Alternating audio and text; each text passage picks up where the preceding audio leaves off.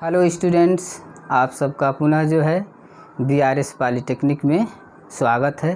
तो आइए आज पढ़ते हैं चैप्टर 4 डीसी सर्किट। जैसा कि इलेक्ट्रोस्टैटिक्स चैप्टर में हम लोग जो है थियरी ऑफ इलेक्ट्रोस्टैटिक्स के बारे में पढ़े हैं और थियरी ऑफ इलेक्ट्रोस्टैटिक्स से आगे इलेक्ट्रिक के बारे में पढ़ लिए।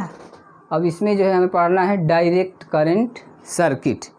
इस चैप्टर में टोटल जो है डीसी सर्किट के अर्थात जो है डायरेक्ट करंट के बारे में ही पढ़ेंगे। तो इसमें जो है कुछ जो है निम्न पॉइंट है छोटे छोटे, जिसे पढ़ते हुए स्टडी करते हुए आगे जो है चलते हैं। तो देखिए, इसमें सबसे पहले है इलेक्ट्रिक सेल। विद्युत सेल क्या है? तो इलेक्ट्रिक सेल वह जो है युक्ति है, डिवाइस है, जो कि किसी एक प्रकार की ऊर्जा को इलेक्ट्रिकल एनर्जी में कन्वर्ट करती है। तो वह एक प्रकार की ऊर्जा कुछ भी हो सकता है, या तो वो थर्मल एनर्जी होगी, या रेडिएंट एनर्जी होगी, या लाइट एनर्जी होगी, या केमिकल एनर्जी होगी। किसी एक प्रकार की एनर्जी को वह किस में कन्वर्ट करती है? इलेक्ट्रिकल एनर्जी में कन्वर्ट करेगी। तो उस जो है डिवाइस को इलेक्ट्रिक सेल कहते हैं। अब देखिए, यहाँ पर जो है इलेक्ट्रिक सेल के कुछ टाइप्स हैं। तो इलेक्ट्रिक सेल के देखिए electrochemical cell, photo cell, thermal cell. ठीक, तो इलेक्ट्रोकेमिकल सेल क्या है? तो वह इलेक्ट्रिक डिवाइस क्या है? वह इलेक्ट्रिक डिवाइस जिसमें जो केमिकल एनर्जी को केमिकल एनर्जी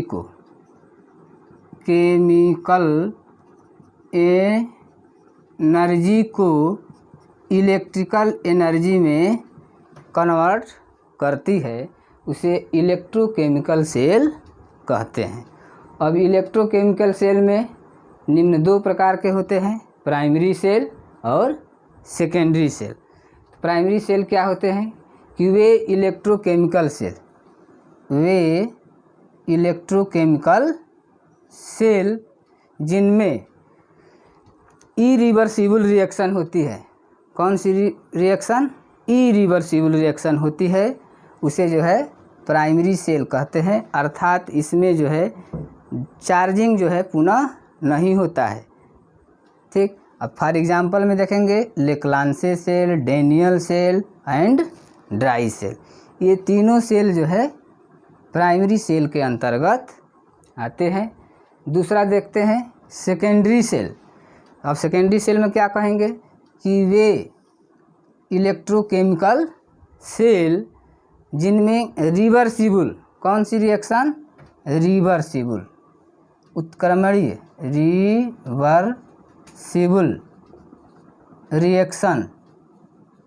रिवर्सिबल रिएक्शन होती है, उसे जो है सेकेंडरी सेल कहते हैं।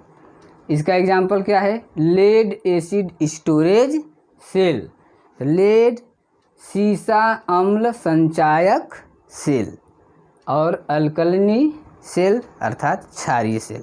इसमें जो है दो या दो से अधिक जब सेल का कनेक्शन करते हैं तो वो जो है बैटरी बनती है। तो इस सेकेंडरी सेल के अंतर्गत ही बैटरी का जो है हम स्टडी करते हैं। किसका? बैटरी का। अब आगे देखिए, तो ये तो इलेक्ट्रोकेमिकल सेल हुआ।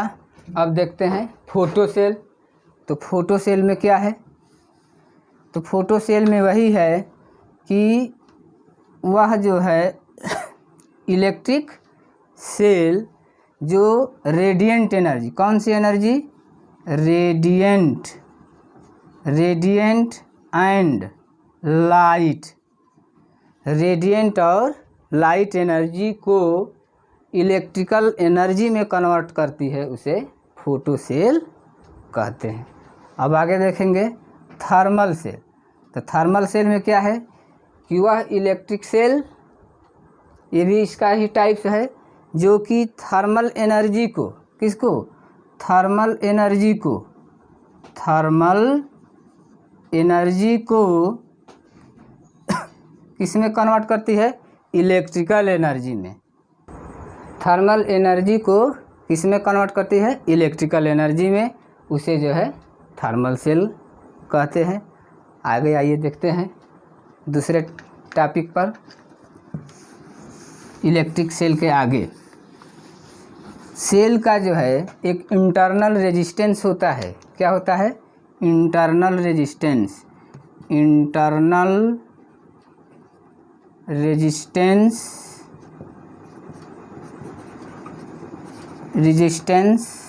ऑफ सेल क्या है? Internal resistance of cell. तो जब सेल में जो इलेक्ट्रोलाइट भरते हैं वैद्युत अपघट्य, तो उस इलेक्ट्रोलाइट द्वारा जो है आवेश प्रवाह का जो है विरोध होता है। क्या होता है? आवेश प्रवाह का जो है विरोध होता है। तो उसी विरोध को जो है हम जो है क्या कहते हैं? उस सेल का इंटरनल जो है रेजिस्टेंस कहते हैं। क्या कहते हैं? इंटरनल रेजिस्टेंस कहते हैं। उसे स्मॉल आर से डिनोट करते हैं।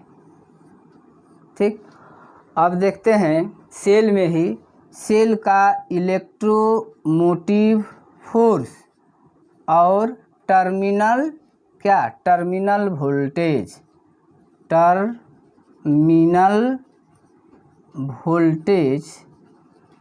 के बीच रिलेशन।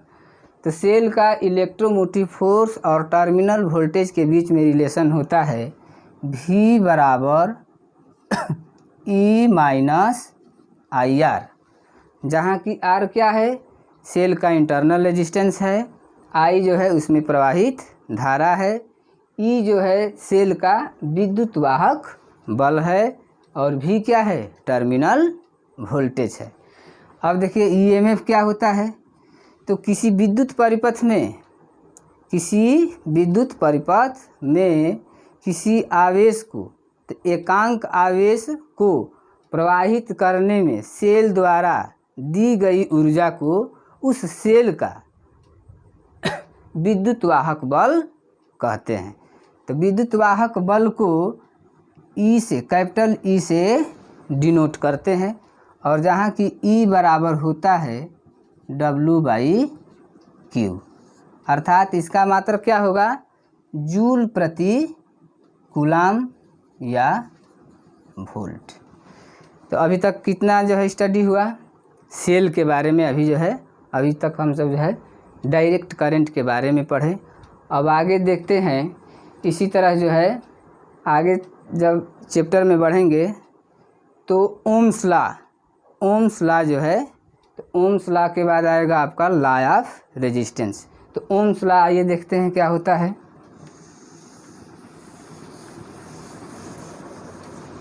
ओम्स लॉ क्या है? ओम्स लॉ, ओम का नियम। ओम्स लॉ क्या है? सन 1826 ईस्वी में जर्मन वैज्ञानिक ओम्स ने चालक के सिरों पर आरोपित विभवांतर और उसमें प्रवाहित धारा के बीच एक नियम का प्रतिपादन किया, अर्थात एक संबंध दिया। उस नियम को ही ओम का नियम कहते हैं। तो अकॉर्डिंग टू ओम्स लॉ, ओम क्या कहे हैं कि यदि किसी चालक की भौतिक अवस्थाएं अपरिवर्तित रहे, तो भौतिक अवस्थाएं जैसे टेम्परेचर, ताप, दाब, आयतन, टेम्परेचर, प्रेशर और वॉल्यूम इत्यादि क्या रहे? अपरिवर्तित रहे। तो चालक के सिरों पर आरोपित, मानते हैं यहाँ से लेकर के यहाँ तक एक चालक है ए और बी, तो इन दोनों सिरों पर आरोपित विभवांतर उसमें प्रवाहित धारा के समानुपाती होता है। अकॉर्डिंग टू ओम्स लॉ, चालक के दोनों सिरों पर आरोपित विभवांतर उसमें प्रवाहित धारा के समानुपाती होता है। तो यदि मानते हैं कि चालक के दोनों सिरों पर आरोपित विभवांतर भी और उसमें प्रवाहित धारा I हो तो V प्रोपोर्शनल टू I या V बराबर IR, जहाँ R क्या है, जहाँ R एक जो है समानुपाती स्थिरांक है। क्या है? समानुपाती स्थिरांक है जिसे प्रतिरोध कहते हैं। क्या कहते हैं? प्रतिरोध कहते हैं।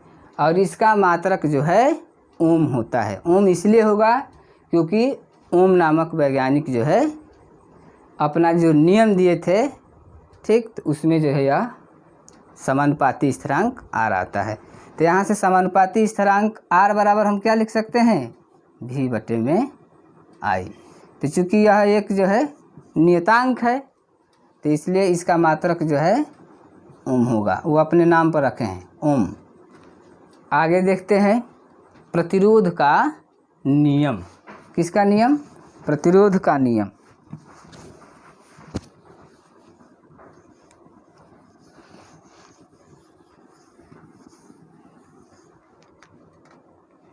Law of resistance. Law of resistance.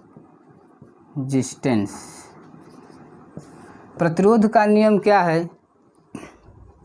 तो चालक, प्रतिरोध का नियम जो है चालक के निम्न पॉइंट पर जो है निर्भर करता है। तो पहला नियम ये है प्रतिरोध का कि प्रतिरोध क्या है? प्रतिरोध अर्थात रेजिस्टेंस चालक के पदार्थ पर निर्भर करता है। किस पर? चालक के पदार्थ पर निर्भर करता है अर्थात मटेरियल्स पर। दूसरा, प्रतिरोध चालक के लेंथ पर, लंबाई पर निर्भर करता है, लेंथ पर निर्भर करता है। तीसरा, प्रतिरोध रेजिस्टेंस चालक के टेम्परेचर पर निर्भर करता है, अर्थात टेम्परेचर बढ़ाएंगे तो बढ़ेगा और घटाएंगे तो घटेगा। और चौथा, प्रतिरोध, ठीक, चालक के अनुप्रस्थ काट क्षेत्रफल के व्युत्क्रमानुपाती होता है। तो अनुप्रस्थ काट क्षेत्रफल क्रॉस सेक्शन एरिया ए के व्युत्क्रमानुपाती होता है।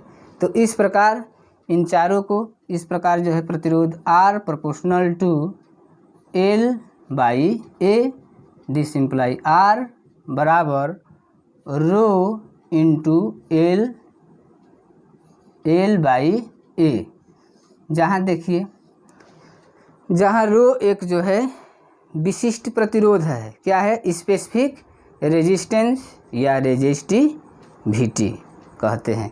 तो यहाँ पर देखिए L को जब बढ़ाएंगे तो प्रतिरोध बढ़ेगा, A को बढ़ाएंगे तो यह घटेगा और A को घटाएंगे तो ये बढ़ेगा। तो यह जो है प्रतिरोध का नियम है।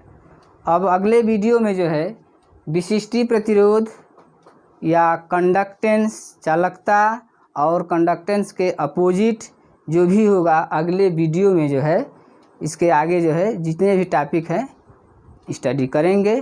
तब तक जो है इस वीडियो को जो है आप या टॉपिक को अध्ययन करते रहिए। यदि ये वीडियो आप सबको पसंद आए तो like, share, subscribe and comments करना ना भूलें। धन्यवाद।